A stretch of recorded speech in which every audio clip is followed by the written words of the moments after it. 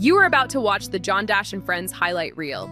Our production team has carefully scoured through hours of video footage to bring you these special segments, each one chosen with the hope that it brightens your day and lifts your spirit. John and his family believe these moments do more than entertain. They preserve history. They capture memories, celebrate friendships, and remind us of the joy found in everyday life. So sit back, relax, and enjoy a television program that is changing the world, one moment at a time. You're watching John Dash and Friends. If you enjoy these highlights, you can find the full video on Facebook at John Dash and Friends. They started doing events. I have to tell you about this event that they do. You remember Three's Company? Mm-hmm. You remember Mrs. Roper? Right. Mrs. Roper always had on the caftan, right? Mm-hmm. and the wig. When I go into a town, I show them examples of events that I've done in other places just to give them some inspiration. They came up with the coolest idea. They have an event called Mrs. Roper's Wine and Wander, and they have a horse-drawn cart that takes them from establishment to establishment. They all dress up in their Mrs. Roper attire and their wigs and everything. It's hilarious. And they go from place to place, and they have, they might have wine here and they'll shop here, and it's just so cool. And that has grown, and they're having so many people participate in that. And it's also a way for them to make money because people are buying, sort of the tickets, the passports, if you will, to attend that. I love that. It's just creativity. It's capitalizing on your assets that you have right here at home, and just the community coming together and forming this little family. Now, there's always, that happens in a lot of places, but there's always conflicts that arise. And I'm sure that there's been little things in Burton that I haven't seen or no one's told me about, but it's been sort of remarkable that they haven't fallen apart in the last couple of, years, because they don't have any support. They don't have any funding. That's what I mean. Not that they don't have support, but they don't have any financial support from their town. Right. Well, I think that, and we talk about conflict, okay, anytime you deal with people, there's going to be some conflict, and you have power struggles. If it's a HOA board or whoever, okay, there's always a little bit of power struggles that go on.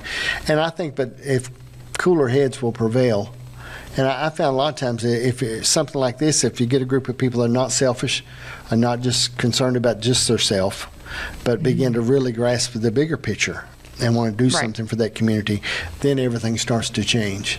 Oh, that's right. And, a lot of it is, I have a community listening session coming up in the town of Brookneal. I'll use them as an example. It's a new town that I'm working with, and I've been there a couple of times. I'm getting the lay of the land and getting to know the people, right? And figuring out those different relationship dynamics. And so one of the first things that I do when I go into a new town is hold a community listening session. And in Brookneal, we're calling it Brookneal Voices and Vision. And all the stakeholders are invited. It's open to the public. And really what we want to do is we want to get a really good idea of the assets from the community's vantage point, not just from the leadership. I want to know what the people see and what their ideas are, right? And we want to see what opportunities we have to improve on, right? Those are so impactful, and I wish that those were incorporated more in bigger projects that impact a community. I see a lot of chatter about this or that, and especially when grant funding is involved, because that's essentially most of the times tax dollars, unless it's a private charitable foundation. So I'm a big believer in community listening sessions and transparency and giving folks the opportunity to voice their opinions and ideas. A lot of times people just don't know where to park that. They've got an idea, they got a vision, but they don't know how to make it happen. I agree. See, I think that's a challenge we run into, even with a lot of small towns. They're operating on limited resources, a lot of non-paid people in a lot of positions, and they're sitting there just trying to figure out what to do, and then to have the heart to do it is a real challenge. And I believe there's plenty of people out there that do have the heart to do want to change, but I believe they're sort of lost in the mix, and the job can look so big that they don't know where to start. When Mama was getting ready to pass, I grabbed her little hand. It was frail at the time.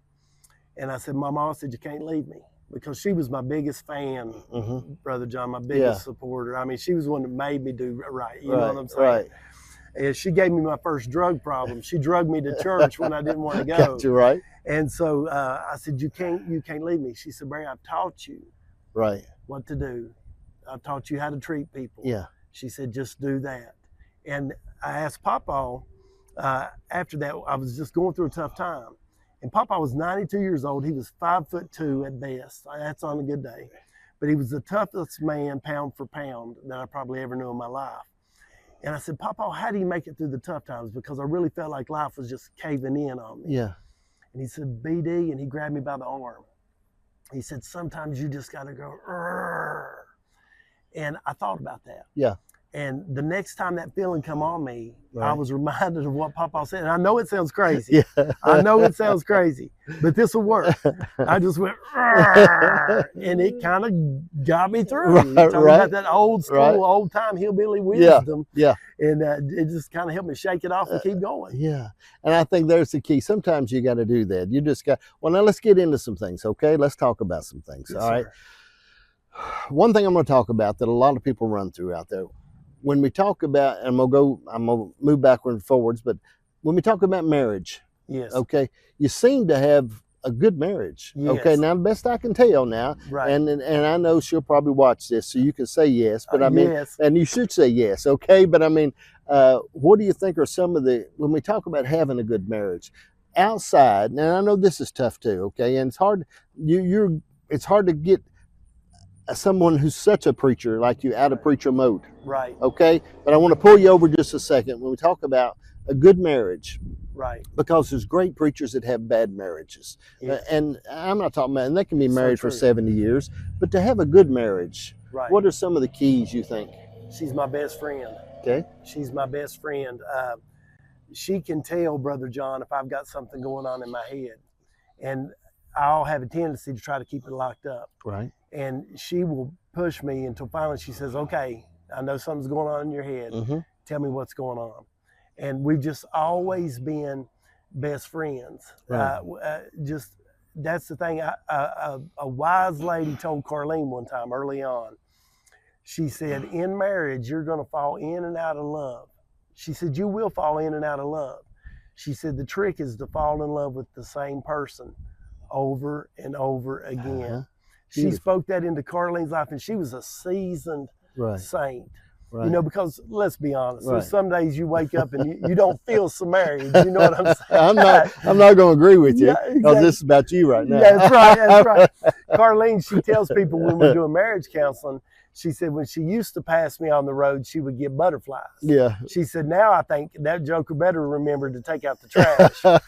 But she talks about how love, when anytime Right. we do marriage counseling, how the love deepens and it Yeah. changes. You know, Right. those first couple of years, it's all butterflies, rose petals, Right. lollipops. Right. But the thing for me and Carlene is she is my best friend. She is my confidant. I have told her things and she's told me things that we couldn't tell anybody Right. else. Yes, sir. And there have been times, you know, because we are talking about ministers too, Mm-hmm. there have been times, Brother John, that the ministry was not healthy for my marriage. Right. That the ministry was not healthy for my marriage. That what I would not take out on people, Mm-hmm. I would take out on her. Yeah. And we went through a season, Brother John, where I did that. Right. And I will openly admit that I did that. I took out my frustrations on her, not physically, Right. not even I so know much what you mean. verbally, just I became absentee. Right. And it was just like I saw how bad it was hurting her. Mm-hmm. And then when we had some ministry changes, and I felt the Lord leading me to City on a Hill, and I finally felt like I got in the right place, the Right. place that God had prepared for me. Addiction challenges us. Recovery demands choice and much needed support. From addiction, which is really sad. Yeah. You know, we've seen a lot of that in our area. What's So- been your experience with that? Sad to see people get on it. I have a heart for them, I guess, you know, because you've seen it. Yeah.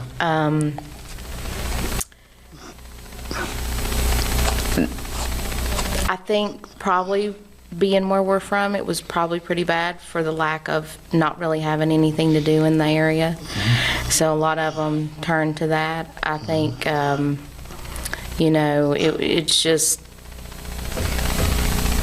if they could just get to the place where they know there's a better way, you know, and get a different mindset. Again, like what we've kind of been talking about, you've got to, you know, you was talking about having, you know, a family that encouraged you to do things and stuff. Not everybody has that. Right. And the Bible speaks of, encouraging yourself. And that's one of the hardest things that you have to overcome when you don't have that army behind you. But you've got to encourage yourself to get up and do better, because you know you have to do it. Right. And when you don't have that army, it's hard.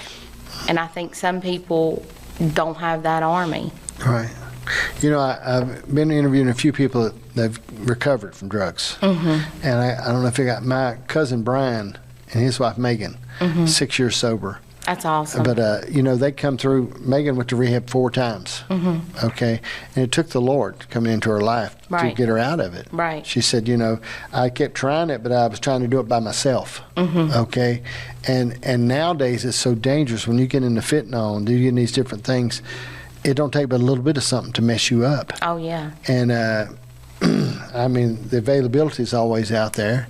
But I know people, too, that I guess I'm a little easier on them. I can pray for them, but they have to make a decision. You have to get to that place. You got to make a decision that you don't want to do it anymore, and that you're tired of what's happening. And you have to. If you don't, the fact is it's just going to be the death of you. Yep. There's no way to get around it. It's where you're going. It's what's going to happen. Absolutely. And if you don't make that decision.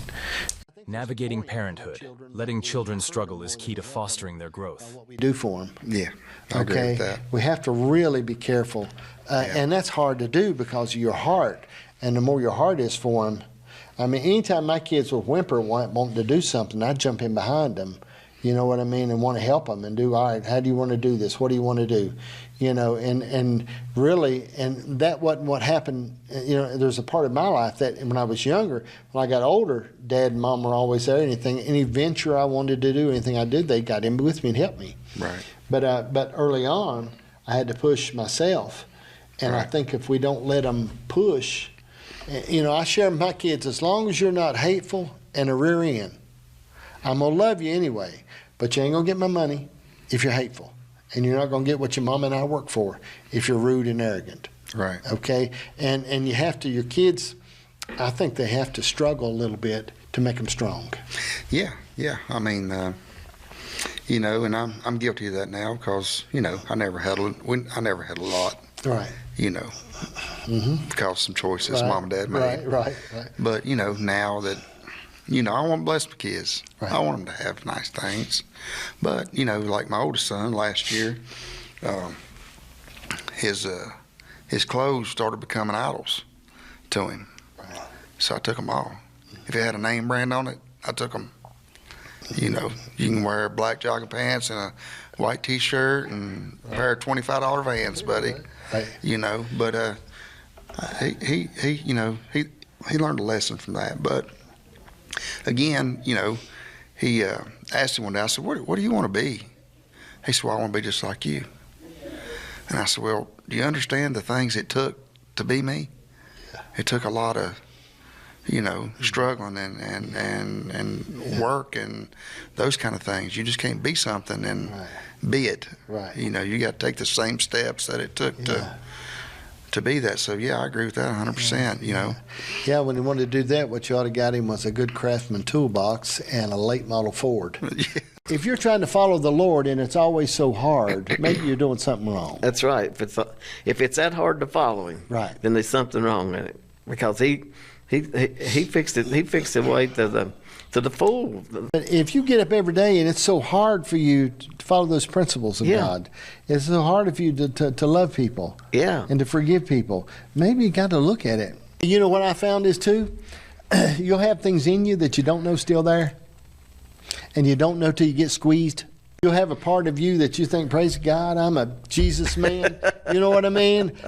I'm this, I can walk with angels and talk tongues of high heaven, and then all of a sudden something will come in and whoo, and you'll say, and something will come up out of you, and you'll say, that dirty stinking rascal, good for nothing pile of junk. You think, well, where did that come from? You know what I mean? You'll think, where in the world did that come from? I didn't know that was still in me. Donna Johnson preached a message one time, and I held on to it. one of the few I ever remember of anybody. But she talked about, she used a message of that sponge beside your sink. You think so clean, you wash your dishes, but till you squeeze it and see what, you don't know what's in it. And I think that when the Lord, there's situations that he allows us to go through that we find out what's in us that we need to deal with. Those things I've had come back, I think, ooh, I didn't know that was there. And sometimes they've come back and I say, I'm not going to deal with that. I'm going to hold on to that a while longer. You know what I mean? Like if it's something I'm looking at in my life and I'm thinking, you know, I'm going to take this and hold on to it just a little bit longer. I'm not quite done. And I laughed, old Jimmy Dickens said, you need to repent. And I said, I'm not done yet. I'm not done yet.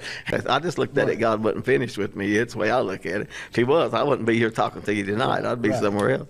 I wish I would have realized it sooner. If you could speak to your younger self, or if you could speak to your younger self, what would be some things as you look at challenges or some things in life you said, man, if I could speak back and tell Kelsey, hey, Kelsey, watch out for this and do this a little bit different. Is there anything? I mean, I guess it would just be like what you and Mom told me. I wish I would have realized it sooner. The company you keep, the friends you keep. If that friend feels like they're off and they're not, then probably no. Just your gut, your instinct is usually right. You know, you don't need that friend. It's okay. They're not, and it sounds snooty, snotty, whatever to say, but there's certain people that are not your caliber of people. They're just not. And it's just the way it is. They're not, and whether that be they're not at the point in your life that you are, maybe one day they will be, they're not your caliber right now. Move on. You know, and everybody's a season. Like you've said that so many times growing up. To everything is a season. It's really true. There is friendships are for seasons, friend groups are for seasons, things like that. It's a real thing. Yeah, you know, and people say that friends for everything, but I think people come into your life for a season, and they come in, enjoy them, and they're with them. The important thing too is not to look at just because when the friendship's over, be like, well, it was always a terrible. They were no good. No, like I've had friends that I'm not friends with now, but it doesn't mean I look back on our whole friendship and I'm like, that was terrible. They're not. No, great times, awesome times, wonderful, packed memories, but. We've grown apart. You're doing yours. I'm doing mine. God bless you. Godspeed. But you don't have to bingo back in. You don't have to. Yeah, and I think this series of events is so fascinating. Well, I think the thing we look at there is God's more concerned He's more concerned with us than He is with our circumstances. And I think, like you said, those things that God, if you look behind the scenes, He's already working. And I love this statement because Brother Bishop Gerald Doggett shared this, and it's impacted me so much. And he said simply this. He said, this is a day that the Lord has made, and I will rejoice and be glad in it. He said, listen to that. He said, psychics, they predict your future. But you see, the thing is, He's not a psychic. He's not predicting your future. He is creating your future. Okay. So when he speaks a word to you, he's not telling you, I think this is what's going to happen. He is already there and creating it. And like you said, those divine appointments, like this person met this person. And just to think out of Psalms 139, that he said before, you were even formed out of your mother's womb. Yeah. That he has ordained your days. So on this October 20, whatever it is, 23rd, 24th, all right, John, put a phone call and said, Steve, let's get together today. Yeah. I didn't know it, but you didn't know it. Let's do it. And it's beautiful how these things cycle. I mean, I'm so fascinated by that. Yeah. And I love people, okay? Yes, sir. And at this point in my life, about all I'm good for is talking. Okay, I try to do some other manual labor, but I'm not as good at it as I used to be. I'm a little bit of a sissy. But I think of how the people and how I look and see the miracles that God has done and how He works along in those things. All right, we covered some important stuff. I'm not saying we haven't. Marriage, church, the Lord, prayer, all that stuff's good. Let's talk about something else. Talk to me. Let's talk about money. Okay, now you drive a nice vehicle. I'd say you keep your power bill turned, you keep your power paid, probably pretty much on your phone bill, groceries, things like that. I mean, what are some keys you could give people out there? And people can get born again and still die broke. Yes, sir. People be millionaires and die broke. Yes, sir. I've known millionaires broke. So what are some keys you could give to people out there about their finances? I think the first thing is put God first. In tithing, there are three ways to give. Tithing, which is 10%, And then the second way is giving in offerings, which is above the 10%, like missions and things like that. This church just built a church in Africa, and man, I can't wait to do another one. And we're looking, maybe, I don't know, I'm talking out of my head right now, but we've got some missionaries in Romania that maybe we could build a church over there for. But this is we can't outgive God. Okay, but I'm with you. Gotcha. Okay, I'm with you on that. But I've known people that tithed, right, gave in the offering. It still seems like they couldn't keep the power bill turned on. And I know God can do miracles. I'm not saying that, but they still would buy a car they couldn't pay for. They still would have 5 credit cards that they couldn't keep the pay. I mean, there's got to be some things, and I know we can cast the devil out of people, okay, but we can't cast wisdom into them. No, can't cast stupid out. So how do we? So when we look at finances, this is again my what I'm doing here, and as our church too, we are doing everything. Again, next one of the giving is alms and poor. Right. But the thing is, what I try to do is live within a budget, and that's the problem. A lot of people, like you said, want to get. Oh, I had a lady look at me one time. She said, "Pastor, I'm fixing to get a new car." I said, "Well, that's awesome. What's going on?" She said, "I'm fixing to give mine away." And a friend of mine did that, and God gave her a car. I said, "Did God tell you that?" She looked at me and says, well, no, but it happened. I said, "Sweetheart, you're fixing to walk." Because we don't, right. It's not on somebody else's miracle. Right. It's on what the revelation that God gave me. Now, I would say I tried my best to stick by Dave Ramsey's, have the snowball effect. And I do that. We've done it here. Right. Right before COVID, we paid off this building. And we didn't know COVID was coming, but God spoke to our hearts. And it was over $1 million building. We're debt free. Yeah. And because again, our leadership, our people, I try to tell myself, our families, to have that emergency fund. A lot of people right now, they're living off credit cards. Right. Have you seen the rates on some of those credit cards? Yeah. And 25 years to pay this off if you want to pay a minimum payment. But I think the thing is we have to use wisdom and find principles to help you save, put first God, and then save. People think if I do like a Dave Ramsey, then I can't have fun. No, you can't. Building that budget, you're putting in there for yourself too. Yeah. For your bills. Then you pay your bills, pay that, and save. I know it's a cuss word. But people don't I got it. It's burning a hole in my pocket. Well, hello, Well, I've told my kids, and if you put back, and we set amounts out of your payday to put back, I said, blow the rest of it, whatever you want to, but put this back and do that, and then live within the means of knowing what you. Round Top is famous for this antique show. Comes to town twice a year, and I mean the entire economy is supported by this antique show. Okay. The who's who. I mean, you wouldn't believe the prices that they're paying for these things. It's world renowned, honestly. And so Burton, it's 4 miles. 4 square miles, right? Very, very small community. But the people that live there, a lot of them aren't from Burton, but they organized this community initiative to promote Burton as a destination because there are lots of businesses that are similar to what's going on over in Round Top, but there's lots of antique businesses and other little specialty stores within that 4 mile radius that are really cool. And so they brought me in and we held a summit. They called it the Small Town Summit, and people came from all over, not just from Burton, but they came from all over. We had a packed room, and the enthusiasm in that room was really inspiring for me. Just this lady came, she had a t-shirt on that said "Save Our Small Towns," and I'm like, this is a room of like-minded people that get it. So from that meeting, Burton and the group that brought me there, they created a group called Destination Burton. And that is non-affiliated with the town. It's not affiliated with the county or the state in any way. It's they grassroots effort, really bootstrapped it, formed this initiative to focus on promoting Burton as a destination. And they were able to get some grant funding to put some advertising on the main highway there, because it's just right off the main road. I don't know what the road is, but it's just right there. And you would never know that this little gem of a town was there. But they were able to get some grant funding, and they used, there's a program in Texas called the HOT tax, and it's a hotel and trans-occupancy tax. And so the state has gotten this grant program together using the HOT tax, and Burton, because they became a nonprofit, they access that, put these billboards up, and people are stopping. It's made such a difference for them.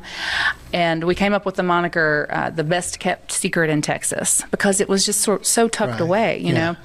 And so I'm following those guys along still, and we catch up and we check in every now and then. And that has been so cool to watch. And they're like a little family, like a little unit. You know, there's the Cotton Gin Museum in Burton, Texas, and that, believe it or not, is a huge attraction as well. And so they're involved in this and helping to promote the town as a destination. And again, this group is not affiliated with the town at all. And the town is set up just like it is here. There's a mayor and a town council and all that. And those people were supportive, and they showed up, and you know, they liked what we were doing, but they didn't support it financially in any way. So they just really said, enough of this, we're dying, we've got to do something. And they organized, and it has paid off tremendously. And some of those businesses that, you know, I visited and became friends with all those folks, they're changing, they're expanding, they're growing, they're evolving to fit the need. They started doing events. They have I have to tell you about this event that they do. You remember Three's Company? Do you remember Mrs. Roper? Mrs. Roper always had on the caftan, and the wig. When I go into a town, I show them examples of events that I've done in other places just to give them some inspiration. They came up with the coolest idea. They have an event called Mrs. Roper's Wine and Wander, and they have a horse-drawn cart that takes them from establishment to establishment. They all dress up in their Mrs. Roper attire and their wigs, and it's hilarious. And they go from place to place, and they have, you know, they might have wine here, and they'll shop here, and you know, it's just so cool. And that has grown, and they're having. I think so much that the Lord wants to trust us, and He can really trust us. And example, one time I was in church, and a pastor, and I was talking to people, and I said, now listen, today, if God wanted to send $1 million through one of you to help people in this community, widows, just widows, you don't get none of it. None of it's yours. Don't skin your little part off the top. And don't say, I'll pay my tithes once I get the million, off the million. But He wanted to send it through just to help widows in the community. Who could He trust? And a few of them raised their hand, a few of them. First thing, let's see if God can trust you. It's our hope that you enjoyed John Dash and Friends today. Your host, John Dash, believes these television programs serve as preserving history, capturing meaningful conversations and life lessons for generations to come. Each week, he sits down with friends from all walks of life as they share their wisdom, their stories, and their life experiences. If you enjoyed today's program, you can find us on all social media platforms. Just search John Dash and Friends. We're on Facebook and TikTok as well.